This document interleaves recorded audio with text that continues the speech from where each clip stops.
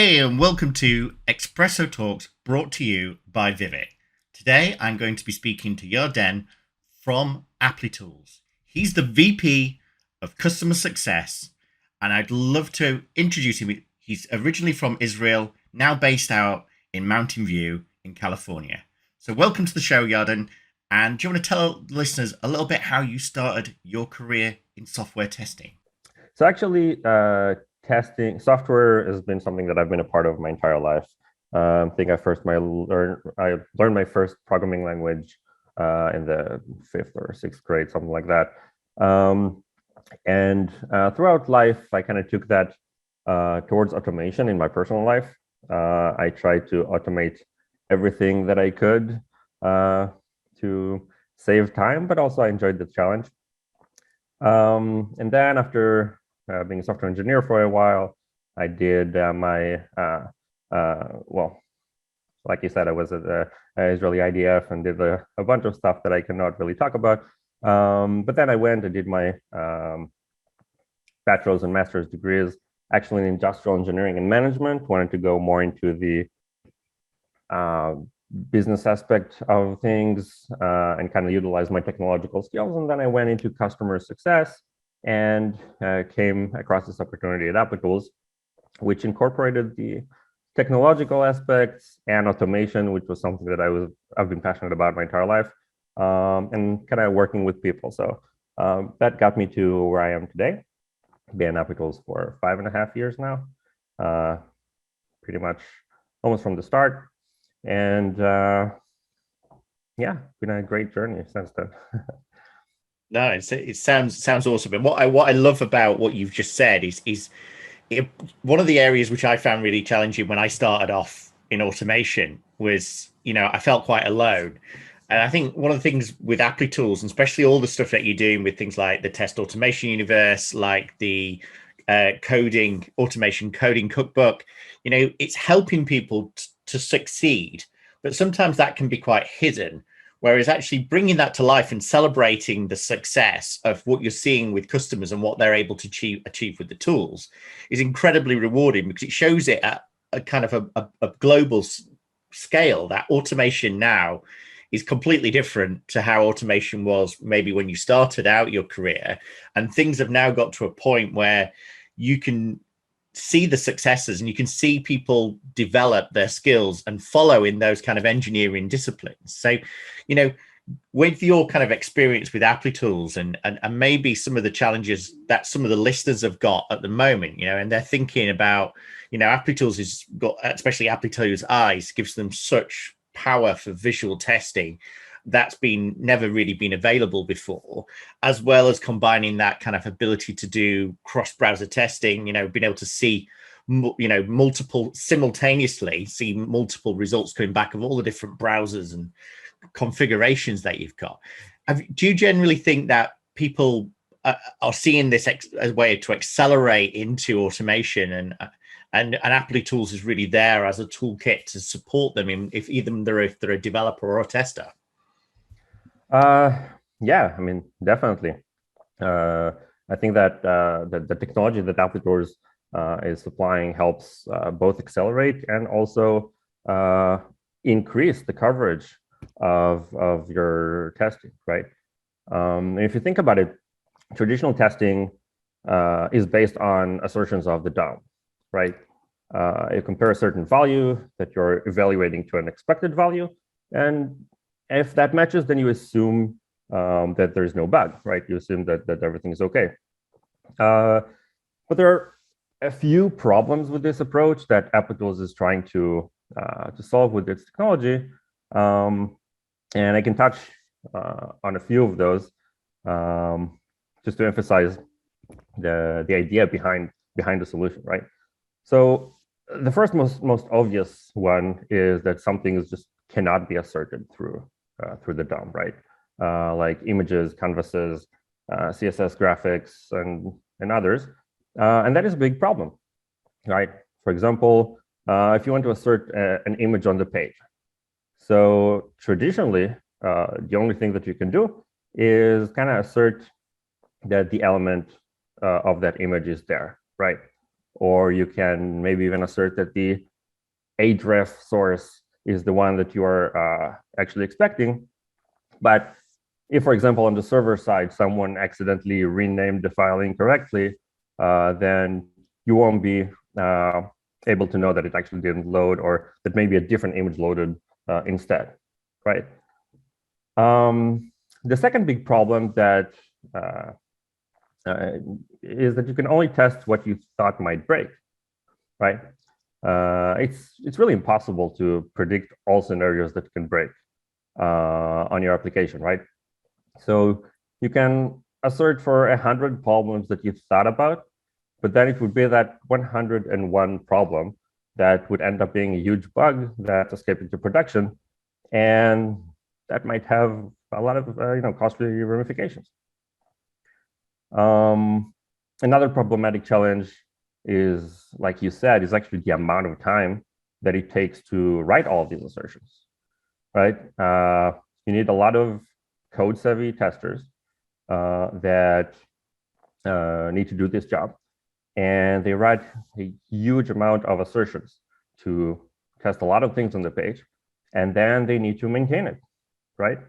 And those assertions are based on selectors that inevitably keep changing, right, as the website gets updated and new things are being introduced, and that breaks the test. And now fixing those tests becomes a bottleneck to releasing your new version. And not to mention that when the test fails, you get a bunch of logs that you now need to analyze. Sometimes it's hard to know the root cause of the problem.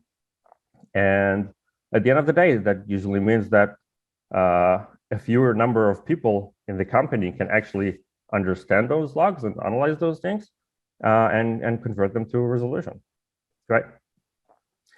And the biggest problem that I think exists is what I call the unknown unknown, right? Tests that are passing, you think that everything is okay, but it actually isn't. For example, imagine that you're asserting that some text on a button is correct, right? So the test passes. But what you don't know is that another developer who was working on a completely different page changed the color of some CSS class to fix a problem on their page, right? So the page that you're testing shares the same CSS class. And now on your page, that text you asserted has the same color as the background of the button, right? So the functional test passes with flying colors, no pun intended, but the experience of the end user is very poor. And if this is, for example, your checkout button to your online shopping cart or something like that, then you may end up losing that deal, and it would cost a lot of money. Another example can be a paragraph wrapping onto another paragraph, overlapping one on top of the other. The functional assertion would pass, the text is completely correct, but the end user would have a difficult time understanding what's written, right? So this is all a result of the fact that traditional assertions, you're not really testing the experience of the end user. You're testing the DOM and trying to indirectly deduce from that what the user experience is. I mean, if you even take it to the extreme, probably if you load your web page without the CSS at all and run your test suite, the majority of your functional tests would probably still pass, right? So at the end of the day, you spend a lot of resources writing thousands of lines of code that are incredibly hard to maintain. Every assertion that you add increases maintenance and the overhead and so on. So companies get to a point where they think twice about what are the scenarios that are actually going to test. And at the end of the day, you're getting very partial coverage out of all of this. And these are just a few of the challenges. Of course, there are more, right? No, and I love it. To be honest, if I was going to look at what my pitch would be for the biggest area that people should really invest in. And it's personally what I'm finding the hardest out of, my automation career as well is accessibility and usability, right? And I think, Applitools unlocks so many boxes in that space. You talk about things like high contrast, we've got a lot of dark mode really is starting to come through, right? But then you're also getting things like different age groups using different DPIs for the font, right? So that changes. And then you've got the multi-language support. So, one of the things that MIT taught me with the COVID vaccination platform we was developing for games was we had to put it in every single language. So we're using a crowd testing platform called Localize, which would feed in the language which had been resolved by somebody who'd actually said the meaning is correct, not just directly Google translating, but actually saying, if you come in, distance means something different in different cultures. So then you had this whole word wrapping problem, right? And of course, the low hanging fruit and assumption is that the English will be the standard de facto kind of page, but layout. But as soon as you start seeing that in Chinese or in a different language, or even something which is like German, which has typically longer words than others, you start seeing these issues. You see these issues where potentially these websites become quite unsafe in the sense if you look at it, you don't quite understand the meaning or where you're supposed to go. So even though there's a button that says proceed, you don't know whether or not you should. So you've kind of said you're starting to see these dropouts rates. And I kind of paraphrase here from Ronald, but when he talks about his book, which was Leading Quality, he has this great example where in Indonesia, in a certain area, they don't need surnames. So therefore, they don't typically have family names. So therefore, that's a mandatory field. So you would start seeing dropouts if you were looking at your Google Analytics that are saying, well, why is this particular country or this particular geolocation getting such large dropouts? And it might be culturally, they're just not filling in that information because they don't have that information. And part of Applitools' eyes is this ability to start thinking about, well, what are violations to your business? What could potentially be impactful for your business? And, there's a great example, which obviously Chris Trimper did for the test festival using Applitools, which they're using for independent health. And, as soon as you think about things like healthcare, you think it's a critical app. People need to be able to use it. And they're deploying your technology to look at their website on lots of different browsers, on lots of different phones, so that they know that their customers are able to proceed and get the information they need, especially with this kind of critical pandemic going on. So, it's saving lives, it's helping people to be able to actually go through that. And like you said, the number of assertions could be endless, but if they can't see something, I know I've always seen great examples from Angie where, Facebook have overlapped something and the button's not there. And it just, how do you potentially test for all of these unknown scenarios that you mentioned? It's partially impossible. So the entry level ability for somebody who maybe not that technical to be able to quickly use Applitools' eyes, record a few critical paths through their system, and then see the regression and quickly be able to see, well, looking back, that object's now changed. I need to check for that because that might be something that's really important, like the COVID, QR code or something that you if you can't see it, or order number you can't see, that might be a point where you really need to do some kind of checking on it or some kind of assertion to make sure it's always visible no matter what DPI. I've given the example before when I ordered a Tesla on my new phone, I couldn't see my order ID. It was so smooth to get the order process through, but then I couldn't get, when I got to the end, I was kind of wanting to take a screenshot of my order number for my reference purposes, but I relied on the actual, the order confirmation to come through by email. And I know a lot of companies are starting to use your capability for customer support as well, in this kind of, well, I've got a customer who's got a problem, they're using this type of device, how do I help them through? Well, I can quickly spin up and see what's happening on the device, and also check whether or not something's gone wrong and then push that across from support into some kind of dev cycle. So, I think this is the last frontier, because it's really protecting your brand. The amount of stuff that must happen on social media, on Twitter, where people post and say, I can't continue, or this file, I can't see where I'm supposed to go next. People should be taking those learnings and making sure they've got Applitools scripts that prevent that from ever happening again. Yeah, and that could even be at a brand level, making sure your logo and your color schemes are the same across all of the experiences the same.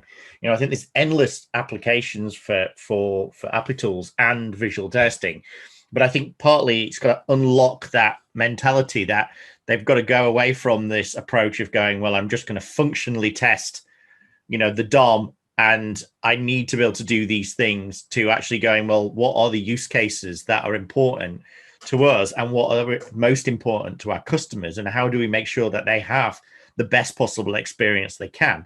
And I think that's a real challenge, and I think you're probably the only company that can solve that, and those kind of customer needs, and maybe bridge that chasm between what was UX and UI design, and really this feedback of learning about customer experience analytics from the right hand side of what our journeys and what people aren't succeeding with, whether that be a payment or some kind of issue that pops up on the screen, or an error, to to what the design and the rapid prototype should be using, and these tools that people are using to quickly design native and reactive kind of apps, right? So I think it's a really interesting one. And are you seeing that there's more than just developers and testers using the tool? There is people from support and ops, and also potentially business users who are wanting to use the tool as well?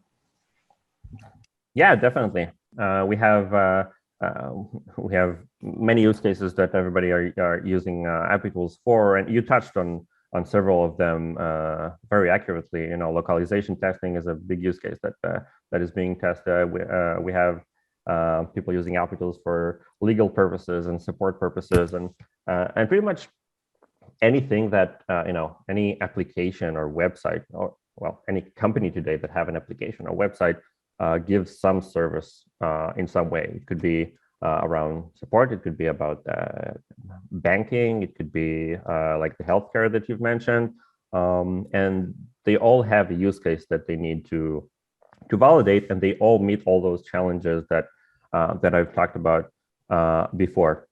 And the solution, like you said, is really this new approach, like you said, changing that mindset of the functional assertions, and actually changing them to a new type of actual functional assertions, which is actually the visual assertion.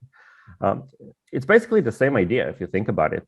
Previously, you asserted a value that you expected against a value that you're currently seeing.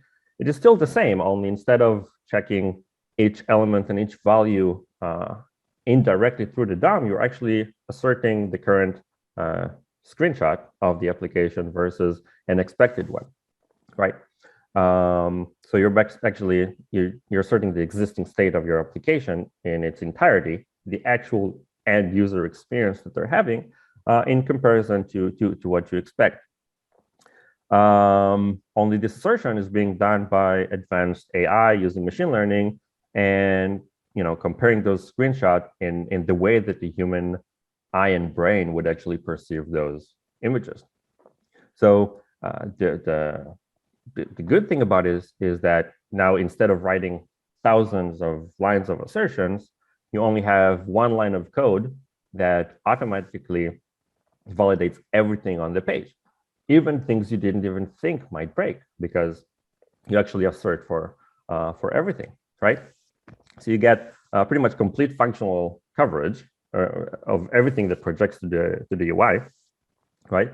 With one line of code that takes the screenshot and sends it to the Applitools AI.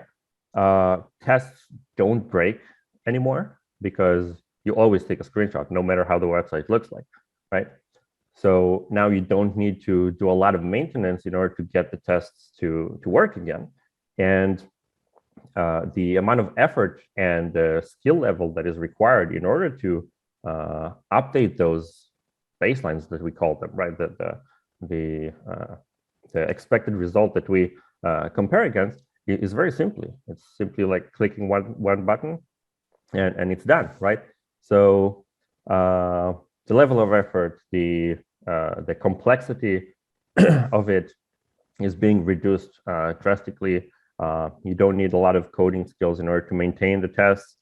So you can become more efficient with the structure of the manpower, and allocating that in the best way possible. It's much easier to find the root cause analysis, and and on top of that, you actually validate the UI and the user experience and how they what's the look and feel that they experience. And you actually end up doing it faster. And I think that this is an amazing technology that still, even after 5.5 years, I'm still amazed every time.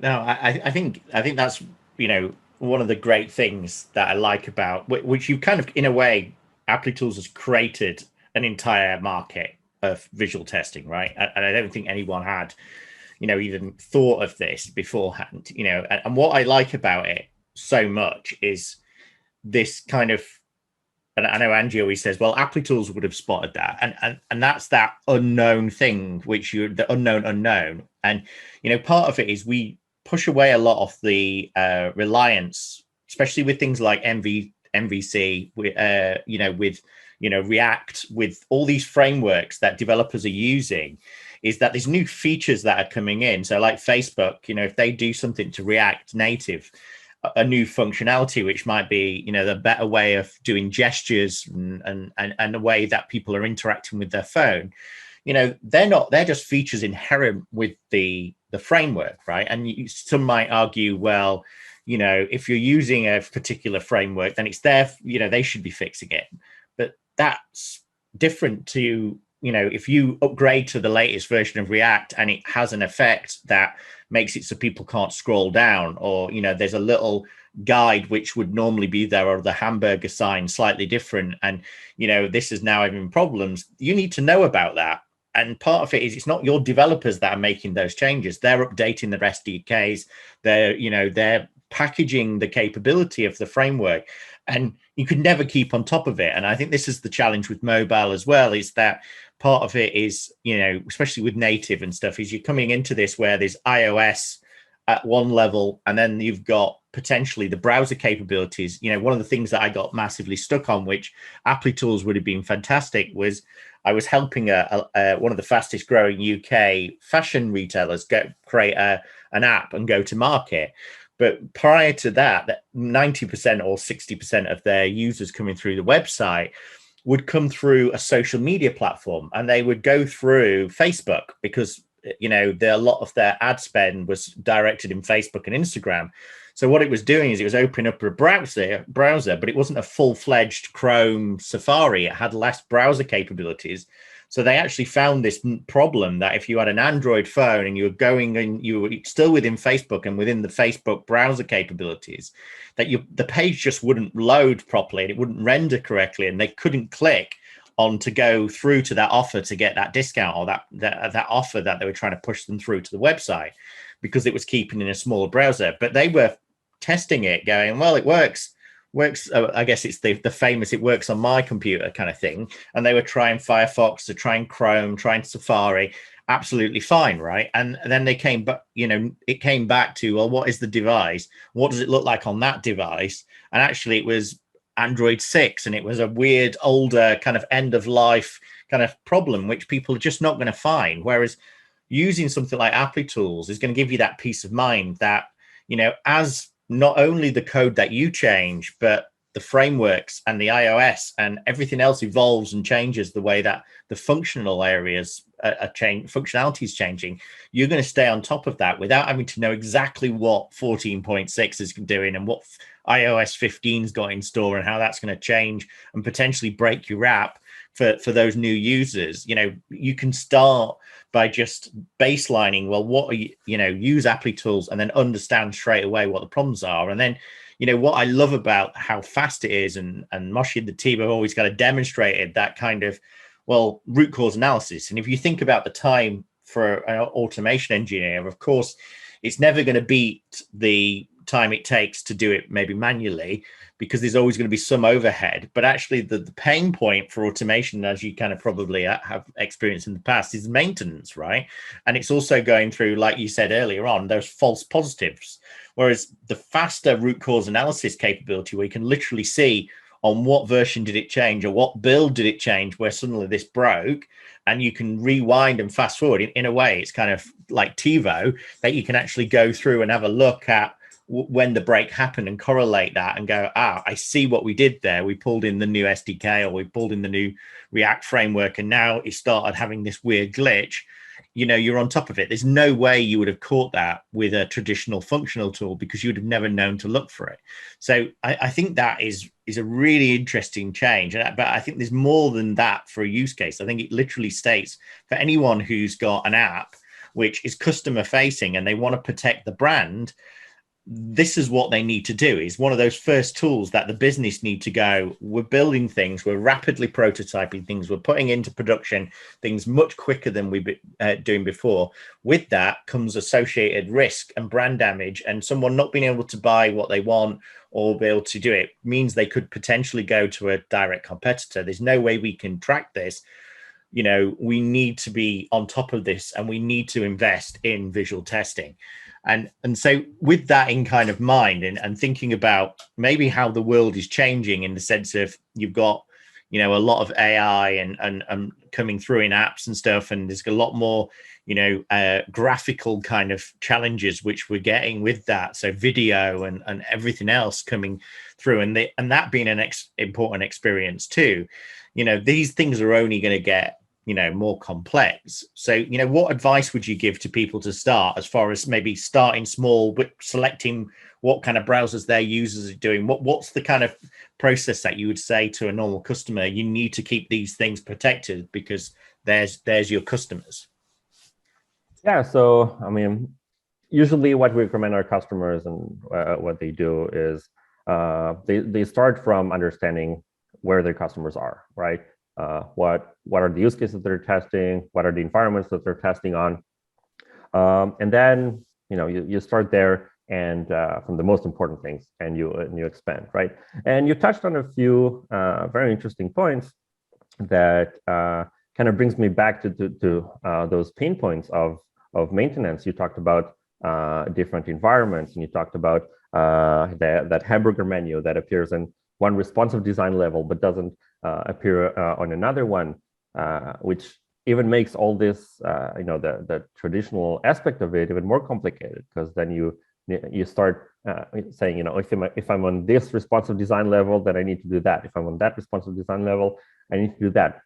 So this approach of just taking screenshots is eliminating all that effort, right? And Applitools actually has capabilities to address different responsive design levels, to address A/B testing, if you're doing A/B testing on your website, to handle dynamic content and data that's changing, and analyzing the structure. And today, websites and applications have so much dynamism in them, right? And they keep changing on a rapid page. We're in an agile world, so you really need to be on top of those and be able to analyze those in the best way possible, right?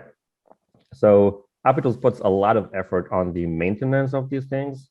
Obviously we have a lot of advanced AI and machine learning for the comparison aspect to make sure that you don't fall on false positives that come from pixel matching or DOM matching. That these are approaches that have a lot of issues with them, right? If you're doing a pixel comparison, every time you run this on a new environment, on a new version of the browser, you will have a different anti-aliasing algorithm, or you might run it on a different screen or with a different graphic card. You start getting all these false positives. So once you add AI and machine learning to the picture, you can actually look at it in the resolution that the human eye would actually care about, and eliminate all these problems. And on top of that, once you have this AI that can actually understand what is happening on the screen, so for example, what you talked about, the maintenance aspect, or the logo that is on the website, and so on. Imagine that you change that logo, right? You put a little Christmas hat on it for Christmas, right? And now it changes across all of your environments, all of your responsive design, and so on. So Applitools AI is capable of understanding that this change that you approve is actually the same change in all of the environments, so you don't need to maintain all of them together, right? So we put a lot of effort into actually reducing the amount of maintenance that is required, not only from the code side, but also in maintaining those baselines in what you're testing. And you can really tailor your tests to the level of flexibility that you want. You can decide that you actually care if there is a typo, or you can decide if a complete page with different pages, different images and text keep changing, like a newspaper, for example, right? A news feed, or a Twitter feed, or anything like that keeps changing all the time, right? That is very dynamic. So these types of applications are pretty much impossible to test when you're doing it from the traditional aspects of it. And that's where AI and machine learning comes into the picture. Now, you were also talking about testing across different environments, and obviously there's a lot of pain in there too. And you know that the majority of issues, functional issues that are happening, are on the not necessarily on the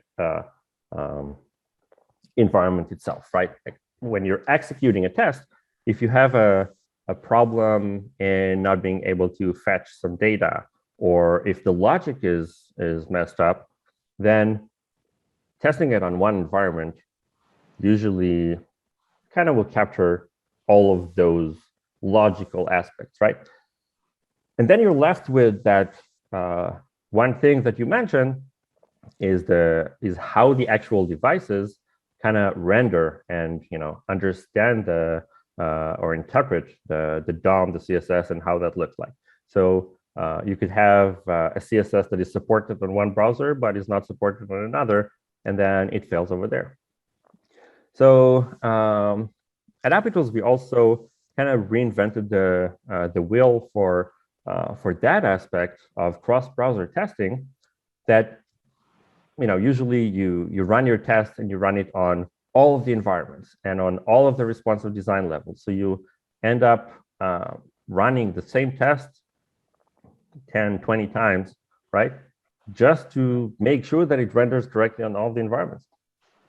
So our approach is different from that aspect. We run it on only one environment, but then we take all of the necessary resources, right? The DOM, the CSS, everything that we actually need, and then we render that on all of the other environments.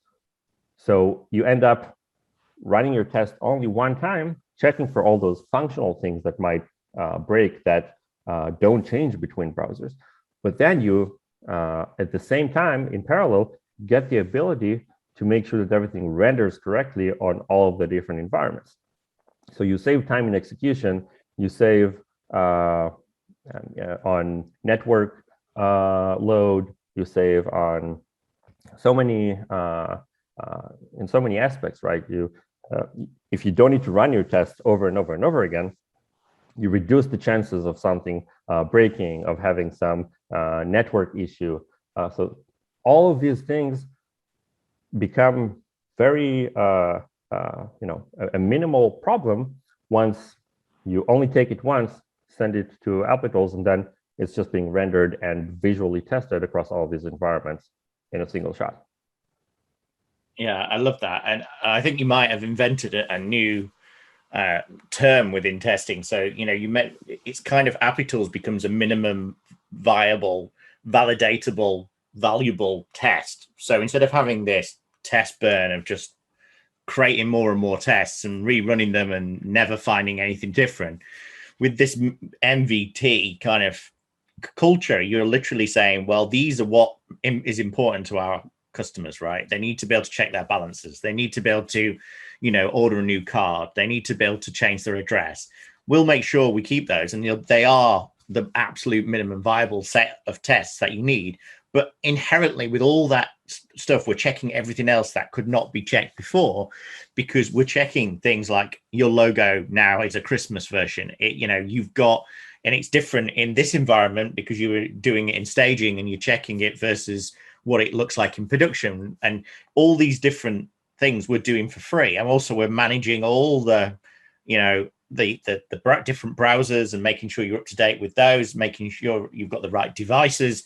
We're looking after all that lab aspect, which, when I started out in the 90s, we literally had a lab with a whole stack of devices, which we would have to, I used to have to pick up one phone and ring another phone. It was just ridiculous. But, you're managing that lab for them, and you're keeping them on top with what they need from a customer perspective. And you're also avoiding this just automation explosion. And I just think that, that in itself is a really big step forward for people who are wanting to take the journey of investing in automation, but getting value out of getting the automation and getting something quickly, but which it can be reused and see the results and constantly get something else. And, I think it was Dorothy Graham, who I know was wrote, I think is known as writing the first ever line of automation code back in the 60s.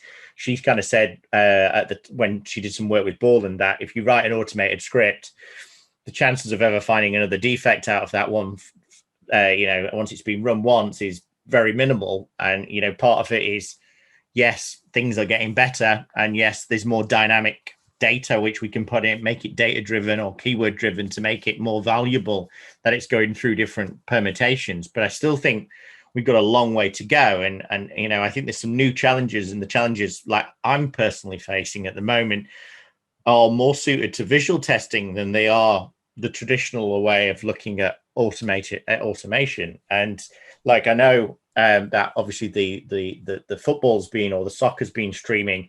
And one of my friends, Theo, who wrote the book, The Future Starts Now, he posted yesterday about, it was the first ever sport event which was used adaptive marketing, which meant that different audiences in different countries would get different billboards, and they'd also do A/B testing of different demographics based on different products. So the boards on the back were literally in real time changing for different audiences, seeing it in the same region, for instance. And I think that is an infinite difficult challenge, especially as people are starting to look at A/B testing in a bigger way. And also Canary, if they're rolling it out, doing experiments, it's just the 5% of users don't see that because it didn't, the advertisement didn't render correctly, or there was a problem with it. Applitools has that ability to, like you said, with live ads that are changing to different people, and that mass customization that we're getting now from things like Facebook and these infinite scrolls of data, is how do you actually validate that, and how do you make sure your brand is still getting seen in the best possible way on any device at any location? And I think that is a real interesting area. And then we could go obviously into the future, which is kind of where Jason and Tarek and all the other guys are looking. We could look at things like pixel streaming, which I'm working with a media company at the moment who are saying, well, we want to be able to stream our content.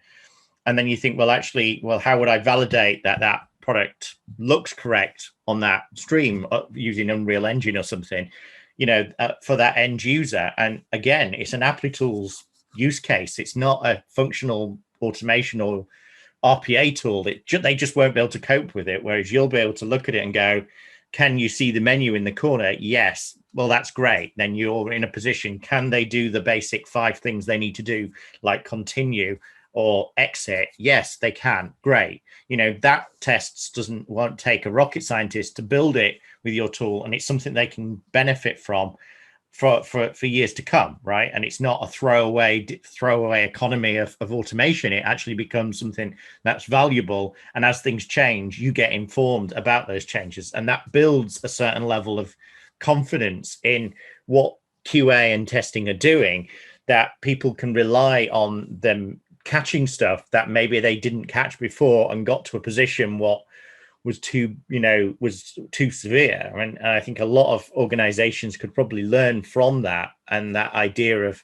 catching stuff through visual testing. So, I think there's so much to explore. So, I'm going to let you kind of give us a bit of an introduction on, what would you suggest to people listening about the next steps? How do they get going with Applitools? How do they, start their journey and maybe even learn through the test automation universe to use the tool and actually see some of these fantastic benefits that we've been talking about? Yeah, definitely. So first of all, anybody that experienced any of those challenges that I've talked about at the beginning, or any challenges in evaluating any use case of applications and websites, should give it a try and just see how it works.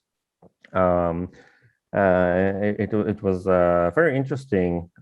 Last year, I think it was, we actually did a hackathon, an Applitools hackathon, and we gave the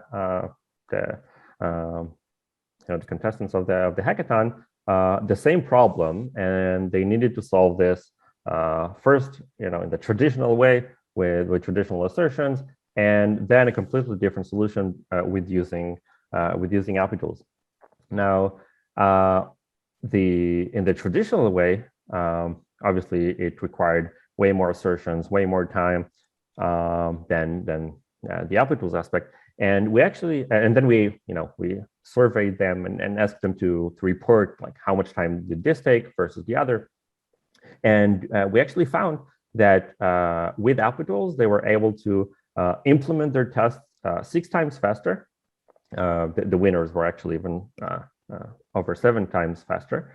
The lines of code were less than 50%, right? There was a reduction of between 50 to 70% of lines of code. The numbers of locators, were 8 times more stable. And in the traditional way, they only caught 70% of the issues that we actually put on the website, where with the Applitools approach, they actually caught 100, right? 100%. So the notion of being able to test things faster, but also with complete coverage, is a game changer in my mind, right? So the way that I would suggest, to just try it out, go to our website, open a free account, try testing it out, try exploring. If you have any questions, obviously, reach out to us at support@applitools.com, and we'll help you get there. And once you get through that, that first step of being able to actually validate your website through visual AI, I'm sure you'll be convinced. It's an amazing change in the field.